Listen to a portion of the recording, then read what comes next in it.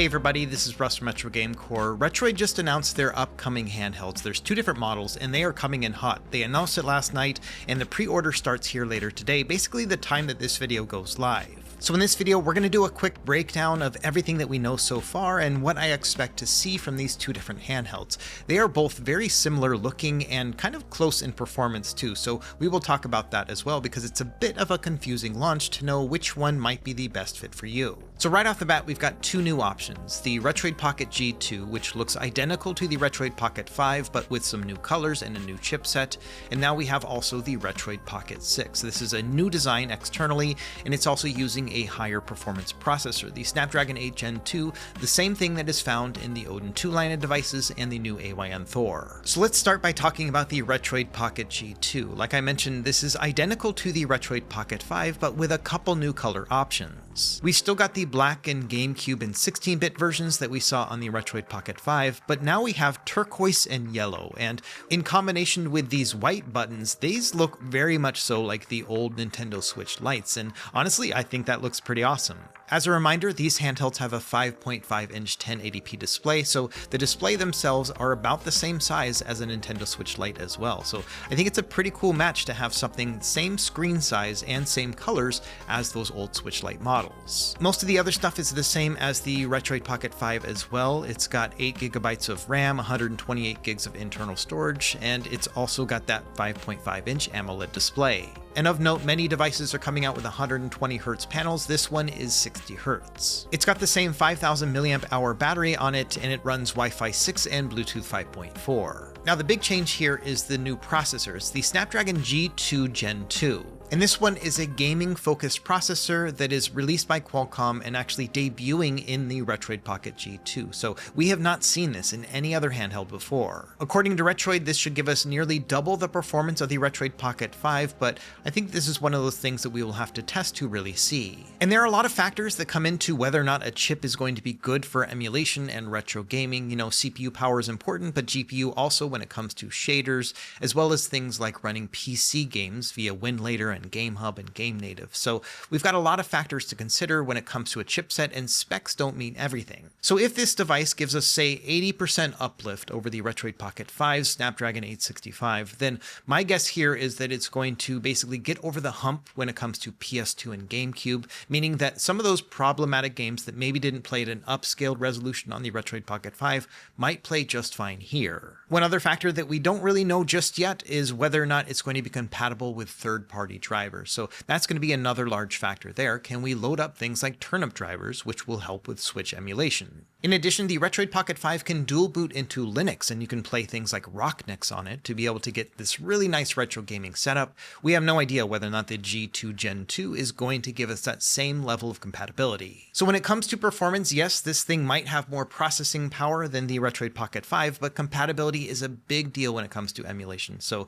we'll just kind of have to test this and see how it runs here once it releases. Now the silver lining here is that the Retroid Pocket G2 is a very similar price to the Retroid Pocket 5. It comes out at $220 retail, but for the pre-order period, it's going to go down to $199 plus shipping. And $199 is the exact same price as the Retroid Pocket 5. So it's kind of crazy that we're getting a whole new chipset and some cool new colors, but they are keeping the price very, very close. And I think this is a great sweet spot for Retroid. I think this is why their devices sell really well, is because they're, you know, more powerful and got a good price to performance, but they are also not as expensive as the high-end stuff as well. So yeah, $200 is a lot easier to swallow than something like $350 or $400 for the high-end tier. So the way I'm looking at it, the Retroid Pocket G2 is a good like mid-cycle refresh to the Retroid Pocket 5. Kind of like how back in the day they did like the Retroid Pocket 2 and then the 2 Plus. This kind of feels like a Retroid Pocket 5 Plus. If you've already got a Retroid Pocket 5, there's probably not a compelling reason to upgrade to it for that full $200. You're going to get better performance and some pretty neat colors, but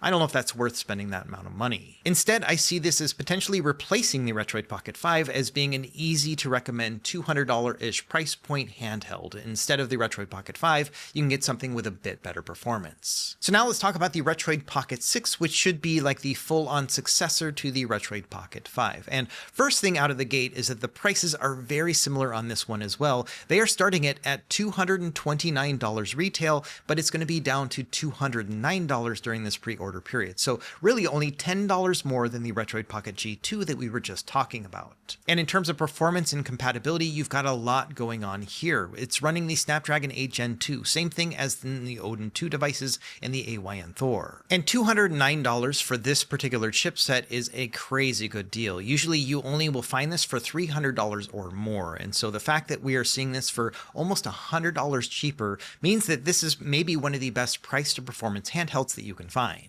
Now there are two different tiers for this handheld. $209 is for the 8GB RAM model with 128 gigs of storage, but for an additional $50 or $259, you will get something that has 12 gigs of RAM and 256 gigs of internal storage. And between the two, I think it really comes down to whether or not you're going to be playing high-end emulation, things like Nintendo Switch, as well as PC gaming on stuff like Game Native and Game Hub, because those may require additional RAM. So the 12GB model might be better in those use cases, but for everything else, if you're just going to be sticking to PS2 and below, 8GB of RAM is going to be plenty. So let's talk about the design of the Retroid Pocket 6, and to me this looks a lot like an upgraded and modern version of the PS Vita. In some ways it reminds me of the Odin 2 Mini, which had a similar shape and size to it, but this one had the analog stick up above, whereas with the Retroid products they almost always put the D-pad above the analog sticks. We're going to talk more about ergonomics and modern gaming here in a moment, but let's focus on the overall design. Probably the most striking feature of the new Retroid Pocket 6 are these 4 function buttons down below. The two on the left are going to be your home and back buttons, so Android functions, and then the other two are M1 and M2 buttons. So these are going to be programmable buttons that you could use, for example, to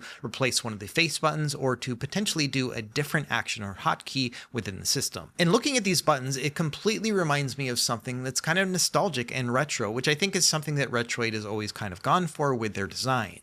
I think the thing that these buttons remind me of the most is the original iPod, because this one had those chunky kind of rectangular buttons that were in that circle pattern. And so that's the first thing I thought of is, man, this kind of calls back to the original iPod, which was released 24 years ago. We've also got a bunch of nice color options for the Retroid Pocket 6, in addition to the black and the 16-bit models that we often will see. There's now a silver model, which I think is really neat looking. It reminds me of like a PSP or a PS Vita.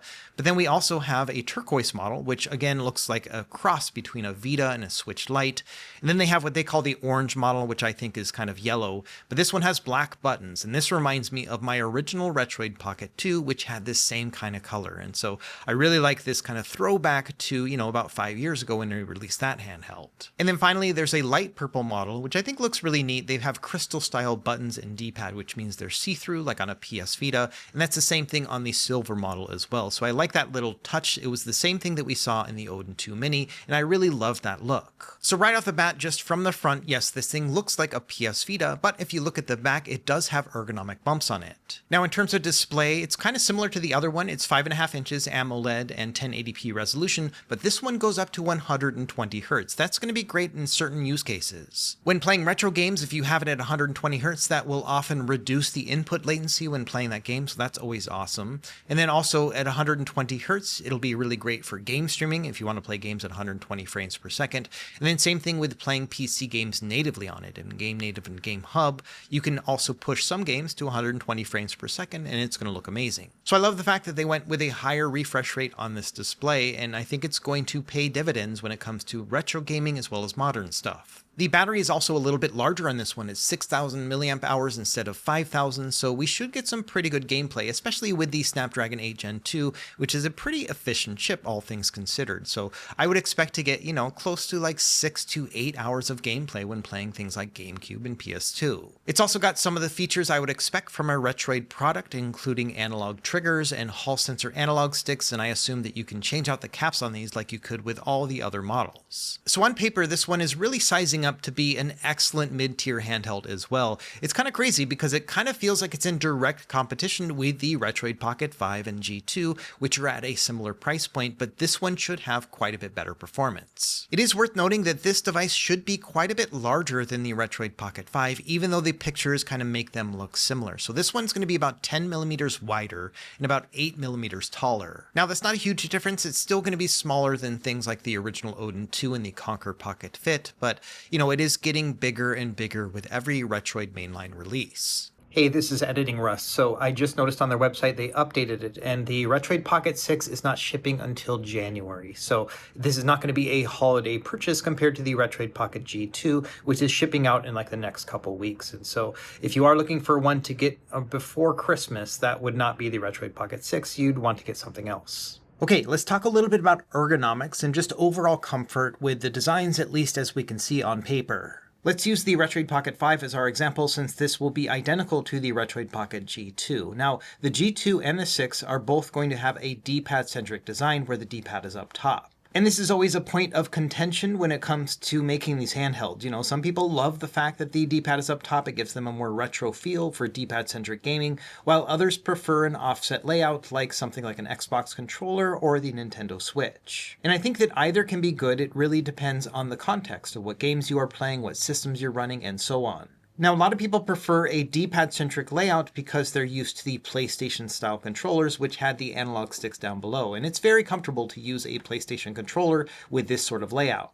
And I think there are two main reasons why people like this kind of design layout and find it so comfortable. The first is that the analog sticks are well inset, so that you have basically a natural location for your thumbs, so it feels very natural to hold a controller like this. In addition, a modern console controller will have these big ergonomic grips on the side to give you something to hold on to. That gives you leverage when you're pressing down on the trigger and shoulder buttons, which again just feels very comfortable. And so, yes, I totally get why this kind of layout is very comfortable and why people prefer to have the analog sticks down below. Now, a D-pad-centric handheld has different factors to consider, like a full-on screen that they have to design around. Now, the best that they can do is probably to push these analog sticks closer to the screen, and as you can see here, they didn't do a great job with the Retroid Pocket 5. Now, we don't know what's going on under the hood right here. Maybe there are some bezels that are preventing it from going inboard even more, but that's unfortunately what we have to work with. And as you hold this handheld with the analog sticks down below, it doesn't have that same natural feeling as it would like down here, for example.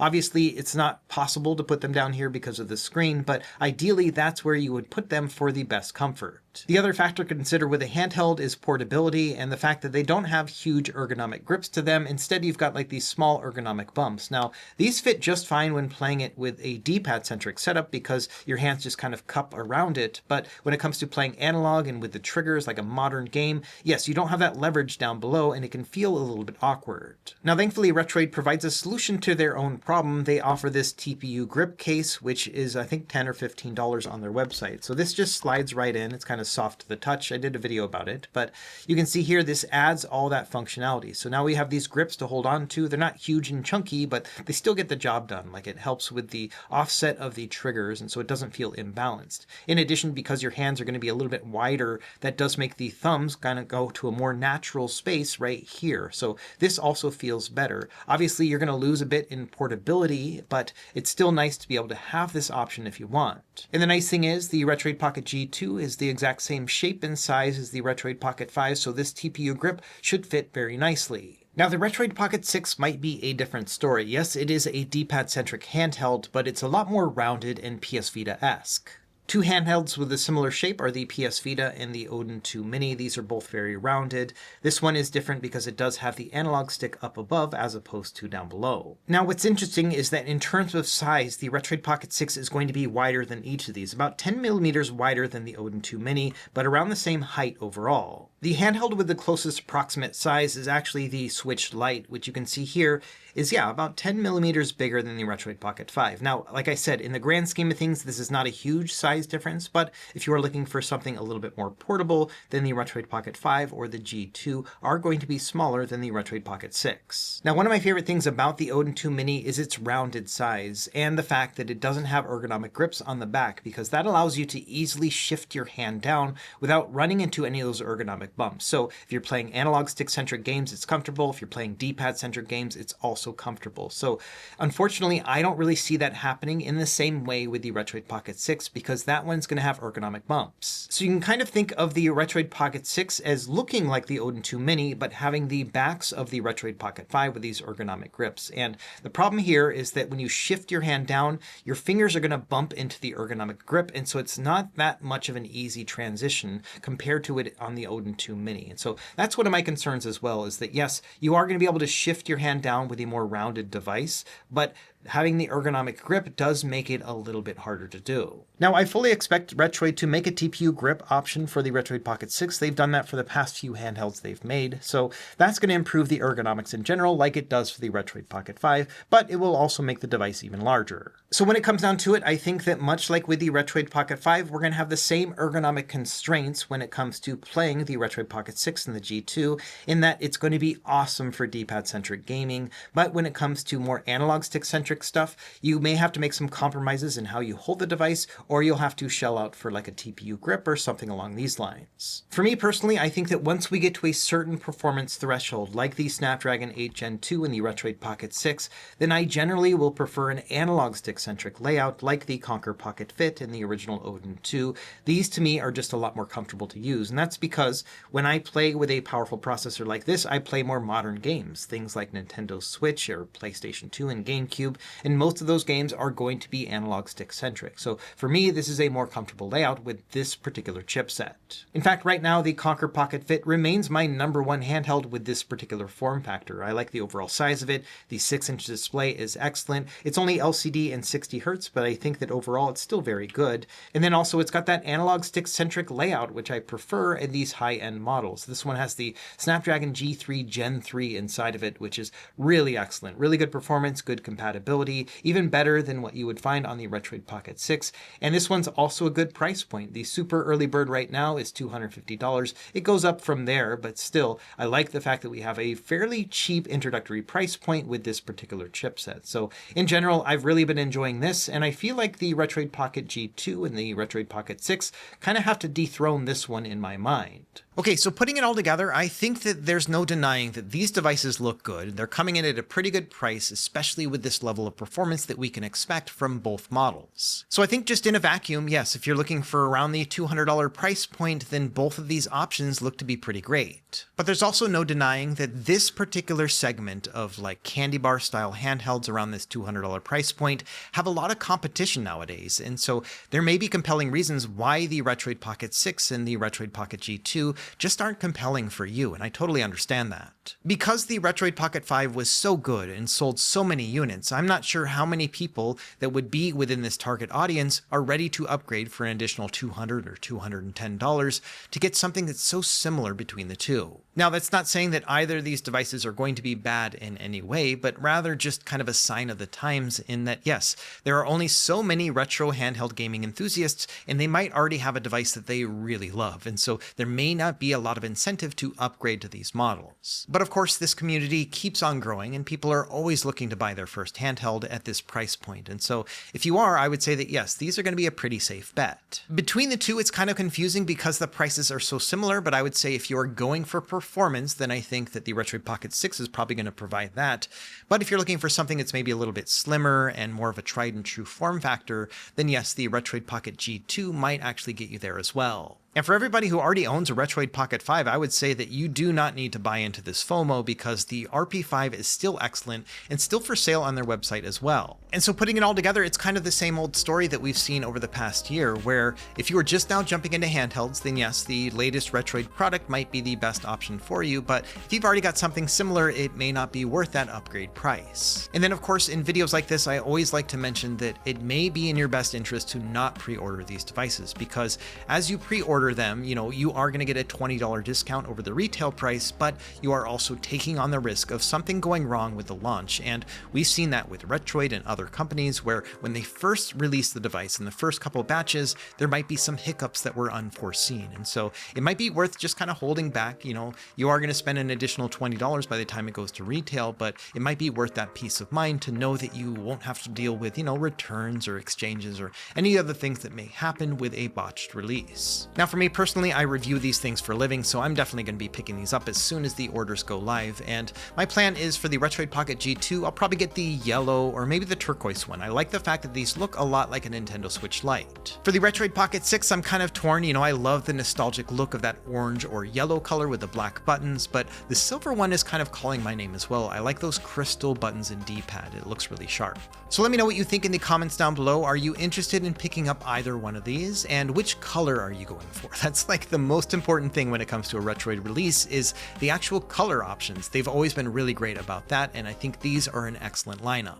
As always, thank you for watching. Be sure to like and subscribe if you found this helpful, and we will see you next time. Happy gaming.